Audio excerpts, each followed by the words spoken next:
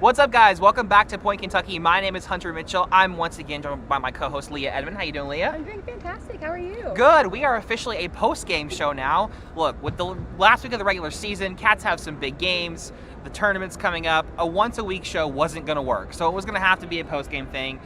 Leah and I had a ton of fun with it last show. You all did as well. So thank you all for joining and making it so popular that they asked us to do a post-game. We're joined by Aaron Lamb. You all have been asking for Aaron. We've had some comments asking to see Aaron on the show.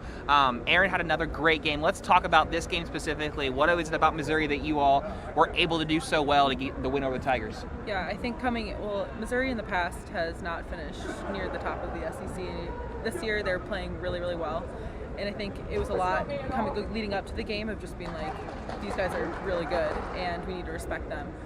So I think it was a lot of that, expecting them to dig balls that other teams aren't going to dig, serve tough, pass well, hit, hands, blocking, all of that.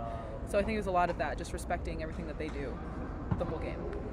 So during this game, I saw a lot of using the block more than I've ever seen y'all do that before. Was that part of your game plan, or was that just something that happened to happen that you're like, the hands are there and we're going to use them? Mm-hmm. I think that's kind of a weakness that we found throughout our scout as well. But I also think that's what they are really good at. Watching it, I'm sure you guys saw, they're really good at tooling our hands, and we want to do that back at them. So I think it was a little strategy, but we always try. Our coaches are always on us to do that as much as we can.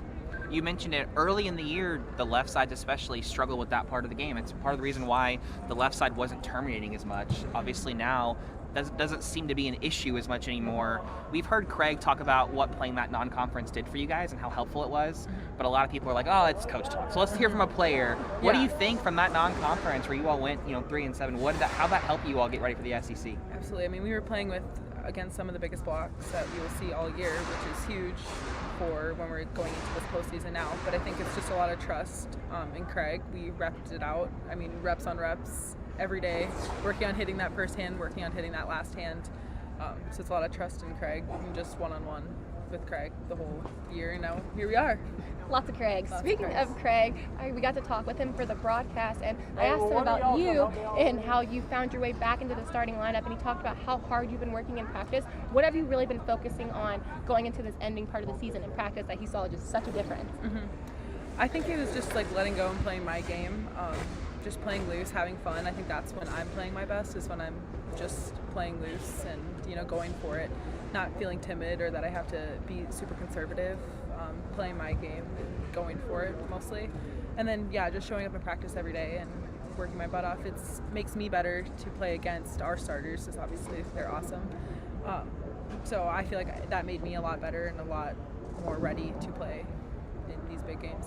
Aaron, if people aren't familiar or haven't gotten to watch Kentucky a lot this year, they might not realize or be surprised by your arm. You have a cannon on your right arm, similar to what Leah had when she played here. That swing reminds me of a lot of what Leah did.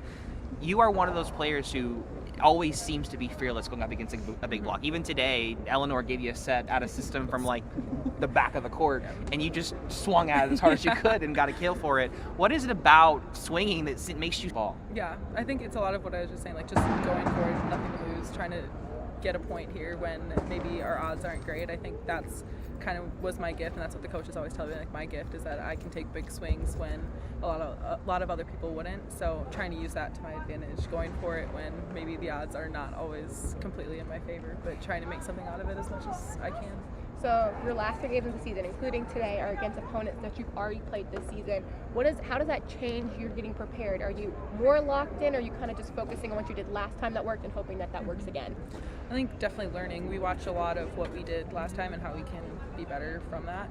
So definitely watching a lot more film on us, which helps because we have our tendencies against their tendencies. So I feel like the game plan is not accurate, but we're more meticulous on it, trying to figure out really what's going to work for us. So it's fun. It's hard to play a team twice, that's for sure, but I think we do a good job of scouting them better than we did the first time, which is in our favor. Let's look ahead to that Arkansas game. Last time you all played, it went 5 sets. They're a team we've talked about on the podcast. They remind me a little bit of when Allie and Leah played here together, very left pin dominant. but they still can't. You can't seem to stop them. That's just how Taylor Head, Jillian Gillen are. When you play a team like that is so heavily reliant on the left side, but those left sides are so talented, what are you trying to do as a team defensively just to try and get them uncomfortable? I think knowing that they're going to get their kills, and when they get their big kill, okay, next point, let's pass again, get a good pass, let's terminate. But knowing that they're going to have their big kills, but when they take heat off the ball or when they shot or whatever it is, like picking that up and transitioning out of it, I think that's where we focus on, knowing that they're going to give us some, yes, but they're going to have some big ones, but when they don't have their big ones, let's terminate on those. This week is a big week for Kentucky. You guys can get a share and then an outright title on Saturday if you win both games, and it's senior day on Saturday. How do you keep your focus when you have so many exciting things going on this week? I think just taking it one game at a time.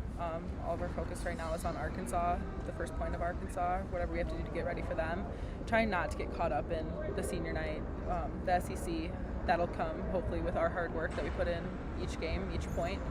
So yeah, trying just to take it one game at a time, 1 point at a time, like we have all season.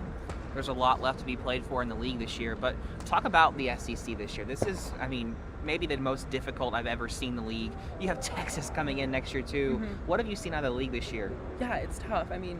From the first time my freshman year to now, it's light years different, and it's amazing. It's awesome having, I don't know. Half the league has potential to make the tournament this year, which is unheard of for the SEC.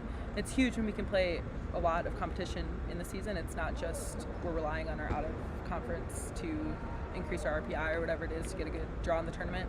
Now we can rely on playing these big games in the SEC, and it's huge for us. It also gets us ready for the postseason, for sure.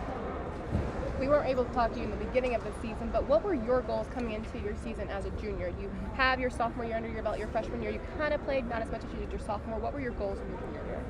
Yeah, I think stepping up as a leader just on the team and in my position group.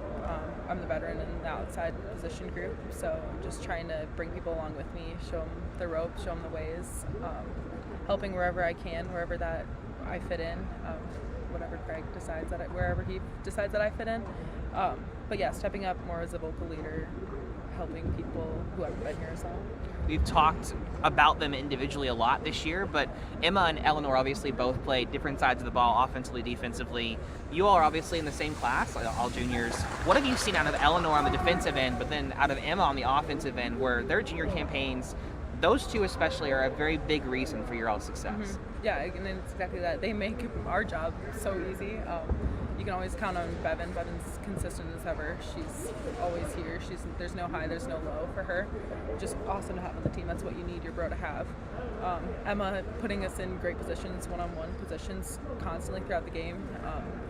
It's so rewarding as a hitter. And it's rewarding for her as well, and Bevan. But it's really special, those two, what they've done for the program, continue to do. Yeah, they're awesome. I got one more. Okay. You all obviously looking ahead, we talked about it, looking ahead to this SEC title race. What do you guys need to do? We've talked about you all needing to stay, one game at a time, 1 point at a time. But you all obviously have some freshmen that are playing some key roles for you, have been fantastic. What do you guys need to do as the upperclassmen to say, all right, this is what we've got to do to make sure we don't focus on the possible SEC title or what we could do. Let's focus on where we are right now. Yeah, I think it's easy once you've won however many in a row to be like, we're going to win the SEC because we're Kentucky. But I think just reiterating to the freshmen, even it's a good reminder for the upperclassmen as well, we're not just going to win the SEC because we are Kentucky.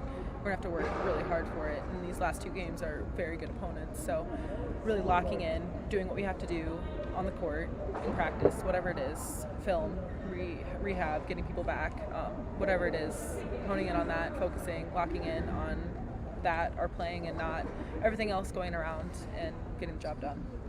Well, thank you. We'll be watching. We'll see you guys on Saturday for your all's matchup against Florida. Hopefully you'll be celebrating an SEC title. We're going to talk a little more about this game and preview the week, but thank you so much for joining us, Aaron. Thank you guys. Thank you. We'll see you guys soon. Thank you. Appreciate it. All right, Leah, let's talk about that Missouri game. Cats get it done in 4. Another really good team, a team fighting on the bubble. We said they were going to come in and scrap, and they did that. First 2 sets were pretty easy for Kentucky. Yep. Set 3 was not. Missouri handled Kentucky pretty easily in that 3rd set, and then the 4th was a battle. What did you see from Kentucky to respond the way they did it there at the end? I think they started playing their game again. That 3rd set, you kind of saw a lot more errors and mistakes on their part. Serve receive kind of like broke down a little bit, so it made it really easy for Missouri to set up defense, because that first 2 sets, Missouri only had 5 digs going into that 3rd set. So they were able to put them a little bit more out of system and gave more chances. But that 4th set, Kentucky put the pressure back on Missouri. They were giving good block setups, being smart hitting-wise, and then putting that serving pressure on. They kind of lost that serving, made a lot of errors. It was more characteristic of what we saw non-conference, of lots of serving errors, not a lot of aces, not a lot of putting the pressure on the other team. So that 4th set, we saw Kentucky play the ball that they had been playing, but I don't like that we're getting back into that 3rd set, that we're kind of having a breakdown, especially at this point of the year, and how many times they had swept teams already going into these last 2 matches. That 3rd set, we're seeing a little collapse. But I mean, like I said on Thursday, it's good that Kentucky is playing these battling matches now instead of finishing and sweeping, and then you go into those first 2 rounds of the tournament and you're battling out in a way that you haven't done in a long time. Right. And look, we said it. You want to be challenged, but if you're going to be challenged, you want it to be because the other team is just playing that well, right? Yeah. You don't want it to be because you're breaking down. Yeah. And I think against A&M and tonight, both of those matches were, like you mentioned, kind of a tale of what Kentucky was in the non-conference, just not passing the ball well, couldn't terminate efficiently, struggling to be balanced, and then figuring it out there at the end, which they weren't doing in the non-conference, where we're seeing the balance again, seeing the offensive explosiveness. You need to see that, especially as you move forward to an Arkansas team that they play Florida here in about an hour. I mean, they're about to kick off those 2, and that's going to be a battle. So you know that one of those teams is going to be hungry after a loss. You want to make sure that whether it's Arkansas, whether it's Florida, that you come in and don't give any of that leeway or come out, play with your food, so to speak. Those are 2 really talented teams, and when you have an SEC title on the line, and seeding is still very much on the line, we keep seeing, not just from Kentucky, but nationally, teams keep losing. Yeah. The more Kentucky keeps winning, the more they're going to be helped by the way the top 10 is shaking out. And we saw Wisconsin lost again last night. Louisville lost yesterday. So, I mean, there is still a lot of shifting happening in that top 10. Kentucky's got to take advantage here. They actually have a gift, so to speak. It's a hard schedule, but you get a gift where you're playing Arkansas and Florida. The committee likes to look at, what have you done for me lately? And if you can finish the regular season with a road win at Arkansas and then a home win over Florida to capture the SEC title and go, that'd be 16 straight in the season, that would look really good on a resume. It'd be hard to say Kentucky wasn't a top 10 team, maybe even higher. So there's still very much a lot to play for. Let's talk about the left sides today. Kentucky was a little bit more reliant on the left side today than we've seen them in a while. Brooklyn obviously finished with 20 kills. Aaron with 10. With Reagan being out of the lineup, they have to lean a little bit more on that left side.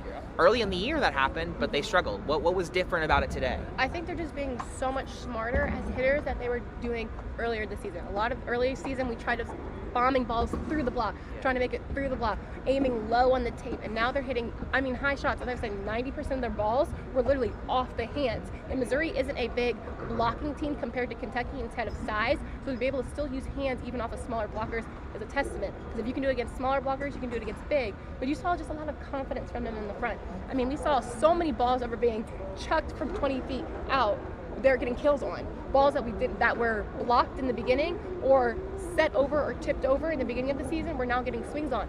That makes a difference. Even if it's not a hard driven shot at the defense, at least putting a hand on it makes someone have to dig a ball a little bit more uncomfortably than before. So you can see that they're having a lot more confidence, looking a lot, trusting themselves. I think Emma's doing a really great job putting them in ball situations that are comfortable for them as well.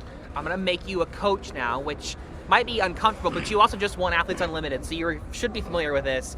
I know you probably don't necessarily remember every detail of that Arkansas match. It was over a month ago. But if you're Craig Skinner, if you're the coaching staff, what's in your game plan? How do we attack this Arkansas offense that is so good and that has 2 outsides that are some of the best in the entire country, let alone the SEC? Kind of like I said before that game, is you have 2 outside hitters that are going to get their kills. We know they're going to get their kills. Like you said, they were more esque of me and Allie. When we were here, we got our kills. Everybody knew that we were going to get kills. It wasn't going to be a game where we were going to go 0, nothing. They're going to get their kills. But how can you control the rest of the team? And that's the big thing. You can't let the 2 of them go off and then let a middle go off or let the other right side go off. Because then when you have multiple people going off, that's when you have an issue. So control them as much as you can. know that they're going to get their kills because they're fantastic outsides, and you have to give them their credit. They're fantastic, but control everybody else. Put pressure on them not to be in system. Put pressure on them to have to fight around Kentucky's block. Sorry, I am so out of breath right now. I talked for like 2 straight hours, but put pressure on them to be out of system, not in system. Get the ball out of the setter's hand a little bit more and let Kentucky's defense play. Well, and you mentioned it, they don't go to Zoe Evans, their middle blocker, a lot. They don't go to Maggie Cartwright as frequently, but those are still very good complementary pieces for what they do. We know they're going to go to Taylor Head and Jillian Gillen most of the time that they're able to. They're your best players. You want to get them involved as much as you can. But you mentioned it, if you can apply enough service pressure to where you know, A, they're going there and I can set the block up, but B, the sets that they're getting are not quality sets. They're coming off the platform or they're well off the 10-foot line. You give your defense more of a chance against 2 hitters that Jillian Gillen's undersized, but she can jump out of the gym. If you can get her off of the net, that limits her ability to use her height to her advantage and hit over the block, right? So there are little things that you can do when you're playing teams like this that have such dynamic outsides. Kentucky did it once, and that Arkansas match, that was here at Rupp, and it went 5, and it was a marathon. This is a road match. Kentucky, to its credit, for the most part this season, has been pretty good on the road. They seem to enjoy playing in those hostile environments, similar to what you did when you were here. So I'm going to be interested to see. Obviously, these are 2 very different teams. Arkansas is still rolling. We know that Kentucky is vastly different from what they were whenever they played here. Hopefully they have Reagan back, because that's going to be a big key. You want to make sure that you have your full lineup. Kentucky's at its best when that offense is humming, when it's balanced. And today they were a little bit more reliant on that left side in Reagan's absence. I will say I thought Megan was great today. Right side is her natural position. It's what she played at Oklahoma, so she did look a little bit more comfortable playing on that side. Even blocking, she looked comfortable blocking on the right side. So if she does have to play, I think they have full confidence that she'll be fine in that role. And she's very tall. I mean, honestly, if Reagan's unable to go, that's a big block to put up against Jillian Gillen and Taylor Head. So there are benefits to her being in that lineup if she does indeed have to play. But Kentucky, the coaching staff, the players, they're all hoping, obviously, as well as the fans, that Reagan is able to go, and from the sound of it, just talking to Craig, it doesn't seem like it's a serious injury. They're pretty confident that she's going to be back this season. Whether that's on Wednesday or not, we don't know. We saw her in a boot today. That's probably precautionary, obviously, especially if you roll an ankle and then you have adrenaline, so you're fine that night, but the next day it hurts and it's swollen. So I wasn't shocked to see her in that boot, but doesn't sound like there's a whole lot of worry or concern. I mean, there's concern, but not serious concern or worry. So hopefully we see her back on Wednesday. If not, hopefully we see her back for her senior night on Saturday. But this is, again, 2 more huge matches. Kentucky is, again, playing for that SEC title, but also playing to try and improve their seeding. Because, again, we know that they're going to host at this point. The question is just how good can you get that seeding so that you can try and get an even better, region where you're going to be playing. Because the thing about the volleyball this year nationally is as good as Nebraska is, and I still think Nebraska is the favorite and a great team, at least right now they're the favorite. They still, you don't look at them and think they're unbeatable, right? We've seen Wisconsin go down, we've seen Louisville go down, we've seen Pitt go down, Texas, Stanford. There's no juggernaut the way we saw years ago with Stanford and Catherine Plummer and Morgan Hintz, where it was like, how do you beat them? That doesn't really seem to be there this year. There's so much parity this year that the better the seed Kentucky gets, one of those top 4 seeds is going to see Kentucky in their region and go, what in the world did we do to deserve that? And that, I think, is what's encouraging about Kentucky, is that nationally, we talked 3 weeks ago on the podcast, they're flying under the radar. They're not flying under the radar anymore. No. Nationally, everyone is looking at this team going, this is one of, if not the hottest teams in the country, and we've got to pay attention to them. So 2 more massive opportunities this week where Kentucky could make even more noise in that committee's eyes, because they're paying attention now. You're not hiding anymore. I mean, so getting that automatic bid also helps as well. I mean, I think people forget about that because they're like, oh, well, they're going to make the tournament anyway, but an automatic bid means you have a locked spot. And losing to Arkansas gives you a share bid, which then that gets it really technical of who would get the automatic bid. You'd be in a 3-way tie at that point. So you'd be in a tie. They'd be looking at sets and points and things like that. So also securing the automatic bid should be in Kentucky's goal. So you know for sure I'm in that tournament. Now it's whether or not I'm going to host or not, but I'm for sure going. Just make it easy on the committee. Win it outright. Win it outright. Let's not have to go to sets played and points scored. Let's just win it outright, Kentucky. All right, well, thank you guys so much for joining us. Our second post-game edition. We will be back Wednesday after that Arkansas match. Not in person, because that one's in Fayetteville. So we'll be back to our remote setting. But Saturday, again, Cats play Florida senior day. Make sure you guys, if you are not at that UK-UVille football game, you better be in Rupp here in Lexington, because these seniors deserve to be recognized. It's going to be a big day. Cats take on number 20 Florida, a team that, look, Kentucky, Florida, regardless of what they're ranked, it's always a showdown. Oh, yeah. So make sure you're here in Rupp if you're in Lexington that day. Thank you guys again so much for joining us. We will see you guys on Wednesday. Have a great day, guys.